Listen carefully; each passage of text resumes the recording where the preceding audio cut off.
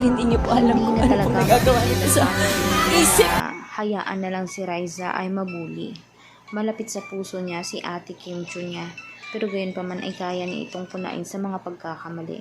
Prangka kasi at straightforward si Bimbi. Kaya niyang pagsalitaan ng low-key lang, pero syempre naman meron namang puso na pananalita. Hindi naman talaga nga direktang masasaktan ng tao, pero gusto niya maiprangka na mali ang ginagawa ng mismong taong yan. Kaya saludo ang mga tao kay Bimbi talaga sa pagiging prangka at totoong tao, hindi plastic kumbaga. Mahal na mahal niya talaga si Riza May. Kitang-kita naman natin ito at nag-I love you na nga siya at talaga namang pinapakita lang ni Bimbi na parang mas pinaniniwalaan niya ang side mismo ni Team Riza May.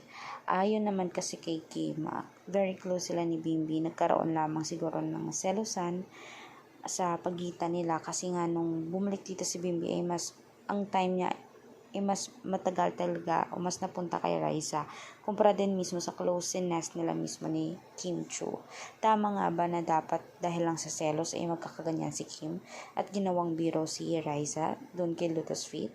Comment nyo nga sa baba at huwag nyo nang kalimutan i-subscribe